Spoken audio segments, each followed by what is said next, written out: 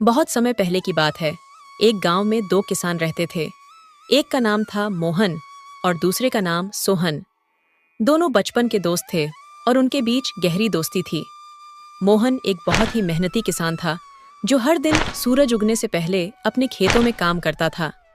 दूसरी ओर सोहन थोड़ा आलसी था और अपना ज्यादातर समय आराम करने और गपशप करने में बिताता था। अनुराधा, मैं खेतों पर जा रहा हूं। तुम मेरा खाना बांध दो, वहीं पर खा लूंगा। आज खेतों पर थोड़ा ज्यादा समय लग जाएगा। जी, मैंने आपका खाना पहले से ही बांध दिया है। अभी लेकर आती हूँ।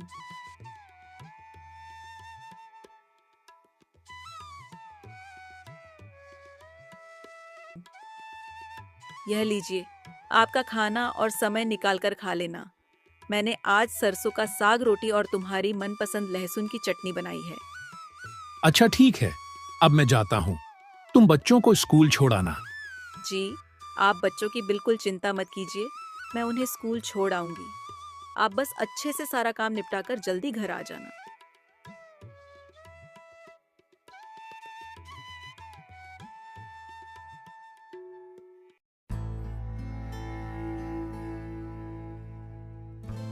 अजी सुनते हो, उठना नहीं है क्या?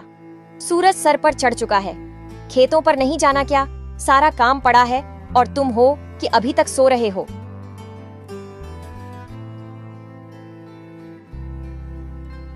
अरे क्या हो गया भाग्यवान, तुम सुबह सुबह इतना क्यों चिल्ला रही हो? चिल्लाऊं नहीं तो और क्या करूं? सूरज सर पर चढ़ गया है और तुम हो कि बिस्तर पर से उतरने का नाम ही नहीं ले रहे। खेतों पर नहीं जाना क्या? अरे भाग्यवान, चला जाऊंगा। इतनी भी क्या जल्दी है? खेत कहाँ भागे जा रहे हैं? जी, आप अपना काम समय पर कर लिया कीजिए, इतना आलस मत किया कीजिए, वरना एक दिन बहुत पछताएंगे। अच्छा ठीक है, अब मुझे उठने तो दो। हाँ ठीक है, मैं खाना लगा देती हूँ। आप जल्दी नहाकर आ जाइए। इसके बाद खेतों पर भी जाना है। सारा काम ऐसे ही पड़ा हुआ है। पूरे गांव में सबसे देर से हमारी ही फसल आती है, सिर्फ आपके आलसीपन की वजह से। अब बस भी करो, सुबह से सुनाई ही जा रही हो चला जाऊंगा। अभी नहाने तो दो।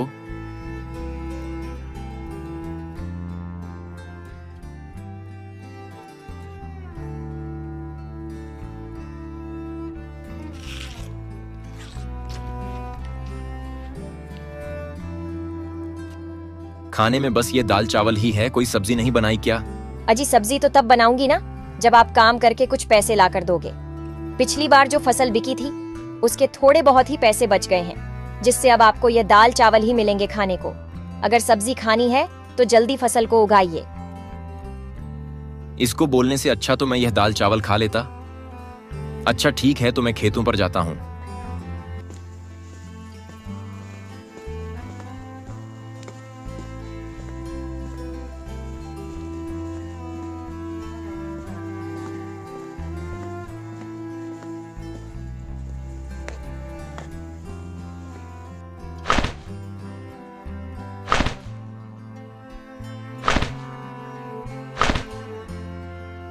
अरे मोहन भाई, आज ही सारा खेत जोत डालोगे क्या?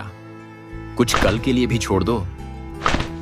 हाँ सोहन भाई, बस थोड़ा सा ही और खेत बचा है, उसको आज ही जोत दूंगा ताकि कल से मैं अपने खेतों में बीज लगा सकूं।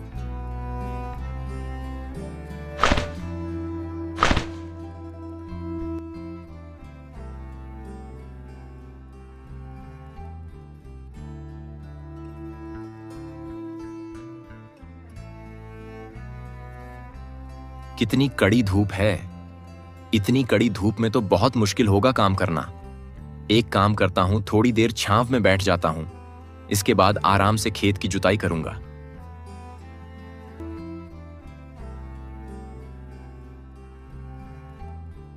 चलो अब थोड़ी सी जुताई कर लेते हैं।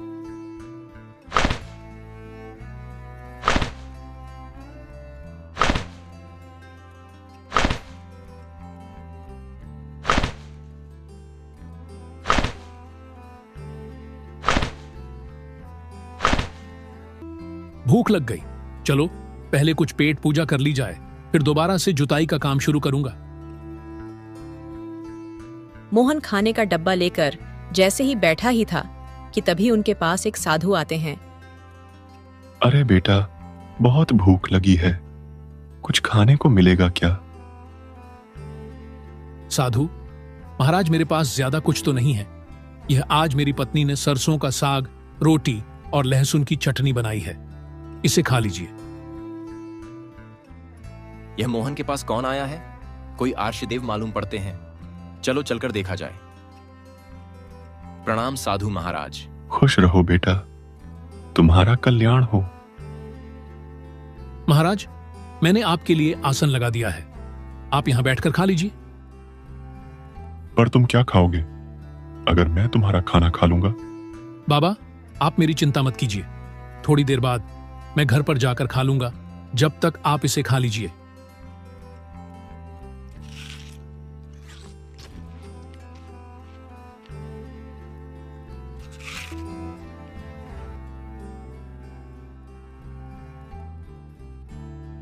साधु महाराज, मेरी पत्नी ने भी आज दाल चावल बनाए हैं। बहुत ही स्वादिष्ट खाना बनाती है। यह लीजिए।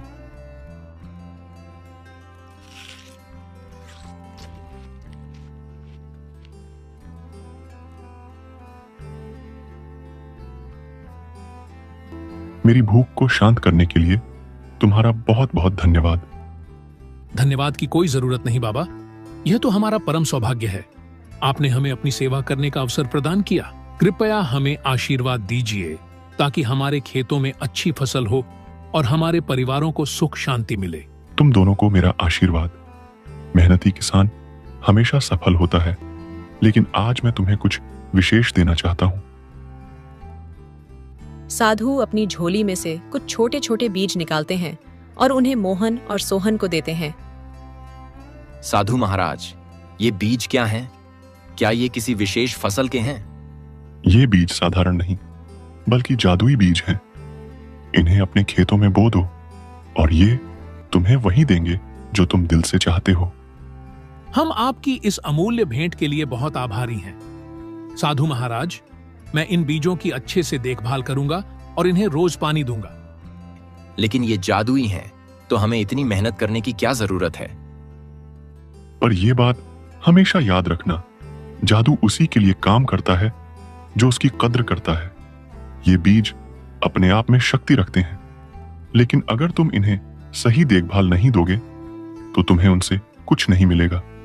हर दिन इन्हें प्यार और मेहनत से सींचो, तभी ये फल देंगे। जी महाराज, हम आपकी बात को समझ गए। हम इन बीजों का ध्यान रखेंगे और इन्हें बड़े प्यार से सींचेंगे। अच्छा बेटा, तो अब मैं यहां से प्रस्थान करता हूं। साधु से जादुई बीज प्राप्त करने के बाद मोहन और सोहन अपने अपने घर लौट रहे हैं। रास्ते में दोनों आपस में बात करते हैं।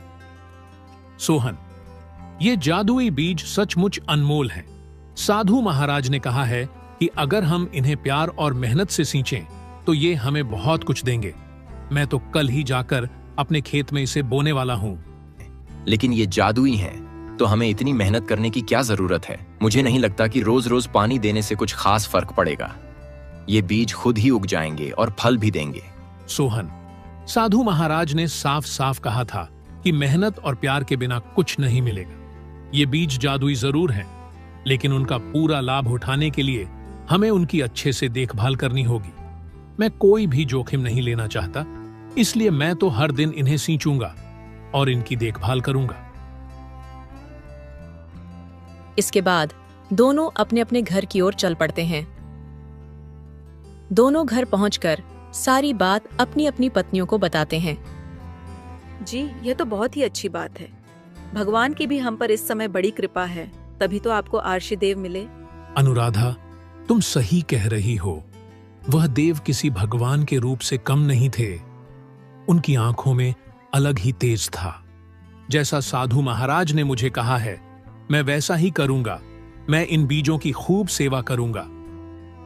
अरे वाह, यह तो बहुत अच्छी बात है। अब हम बहुत मेहनत करेंगे और बहुत अच्छी फसल लगाएंगे और उससे हमें बहुत सारे पैसे मिलेंगे। जी, आप बस इंतजार मत करिएगा, कल सुबह ही जाकर इन बीजों को लगा देना। हाँ भाग्यवान, ये बीज कहीं भाग नहीं जा रहे हैं। कल सुबह जाकर इन बीजों को खेतों में लगा आऊंगा।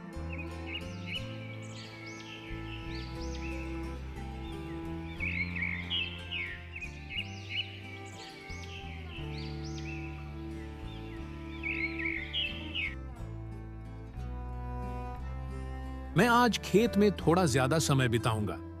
साधु बाबा ने जो जादुई बीज दिए हैं उसे आज मैं खेत में बोने जा रहा हूं। मुझे लगता है अगर हम इस बीज की अच्छे से देखभाल करें तो हमें बहुत लाभ मिलेगा। ये तो बहुत अच्छी बात है। आप जल्दी जाइए और यह लीजिए, आपका खाना समय निकाल कर खा लेना।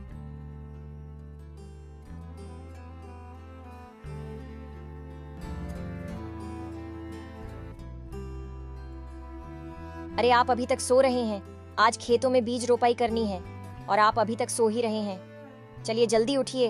आपने बताया था ना कि साधु महाराज ने आपको जादुई बीज दिए हैं। जल्दी उठिए, चलिए। हाँ हाँ भाग्यवान, उठ रहा हूँ। मुझे सब याद है। तुम क्यों मुझे बार बार याद दिला रही हो? जी आप ऐसे निश्चिंत होकर सो रहे हैं, मुझे लगा आप सब भूल गए होंगे। नहीं, मैं कुछ नहीं बोला हूँ, मुझे सब याद है। तुम खाना लगाओ, मैं तैयार होकर आता हूँ।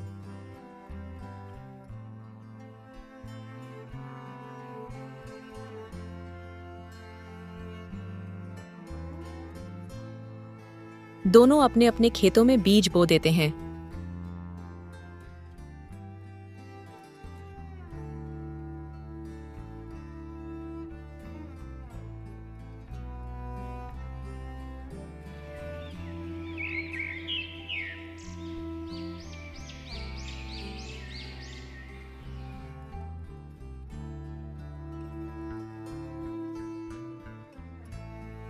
जी खेतों का काम अच्छे से निपट गया ना? हाँ, अनुराधा, खेतों का सारा काम निपट गया। मैंने बीजों को अच्छे से लगा दिया है और पानी भी दे दिया है। एक बार कल सुबह जल्दी उठकर खेतों पर चला जाऊंगा। जितना ज्यादा खेतों की देखभाल करूंगा उतना ही अच्छा रहेगा।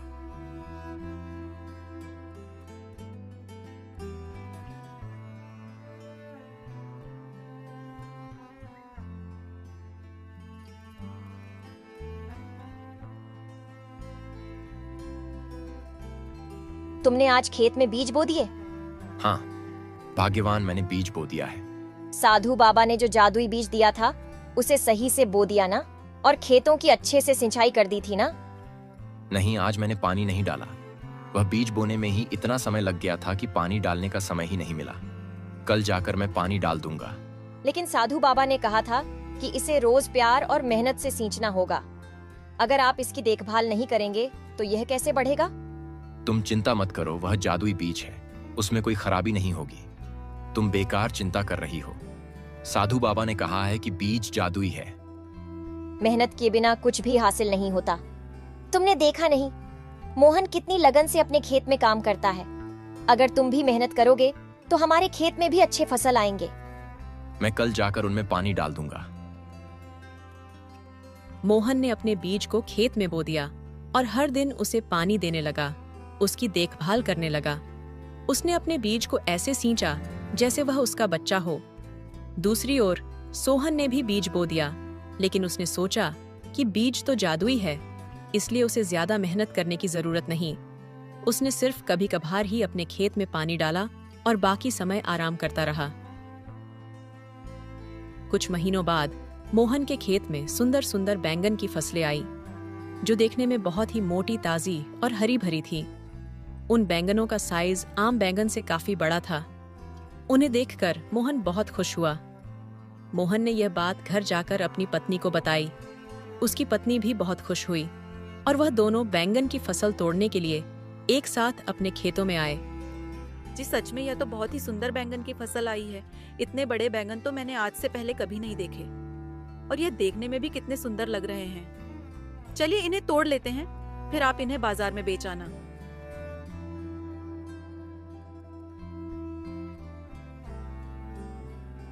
दोनों बैंगन की फसल तोड़ने में लग जाते हैं और देखते ही देखते उनकी टोकरी बैंगन से भर जाती है। जब उसकी पत्नी बैंगन की फसल की तरफ देखती है तो जिन फसलों से उन्होंने बैंगन तोड़े थे वहां दोबारा से बैंगन लग गए थे। मोहन जी देखिए, ये क्या हुआ? अभी हमने इन फसलों से इतने सारे बैंगन तोड़े थे, ये देखिए इनमें दोबारा से बैंगन आ गए। ये तो सच में जादुई बीज है। लगता है इनकी फसलें कभी खत्म नहीं होती। हाँ अनुराधा, यह तो सच में जादुई बीज है। अभी तो हमने इतने सारे बैंगन तोड़े थे और फिर इतने सारे बैंगन आ गए। हाँ जी, हमारा तो भाग्य ही चमक गया। अब तो हम इन बैंगनों को बेचकर बहुत सारे पैसे कमाएंगे। वहीं दूसरी ओर सोहन के खेत में सिर्फ छोटे छोटे पौधे ही उगे थे और उनमें कोई फल नहीं आए थे। जब सोहन अपनी फसलों को देखने खेत पर पहुंचा तो अपनी फसलों की स्थिति को देखकर वह उलझन में पड़ गया। अरे ये बीज तो जादुई थे ना, फिर इनमें फसल क्यों नहीं आए? लगता है उन अर्शी देव ने मुझे धोखा दिया है। हमें झूठ बोला कि यह बीज जादुई है, बल्कि यह तो एक साधारण बीज है। तभी सोहन की नजर मोहन के खेतों पर जाती है। मोहन का खेत बैंगन की फसलों से लहलहा रहा था, जिसे देख सोहन मोहन के पास आता है। तुम्हारे फसल इतनी सुंदर कैसे हुई? लगता है उन साधु महाराज ने मुझे नकली बीज दिए थे और तुम्हें जादुई। दोस्त, साधु महाराज ने हमें जादुई बीज तो दिए थे, लेकिन उन्होंने कहा था कि उन्हें प्यार और मेहनत से सींचना होगा। मैंने हर दिन अपने बीज की देखभाल की, उसे पानी दिया, उसकी मिट्टी को ठीक किया और इसी कारण मेरी फसल इतनी सुंदर और फलदार हुई। और तुम्हें तो मैंने कभी खेतों में ढंग से काम करते हुए देखा ही नहीं, तो शायद इसी वजह से तुम्हारी फसल इतनी अच्छी नहीं आई। सोहन को अपनी गलती का एहसास हुआ।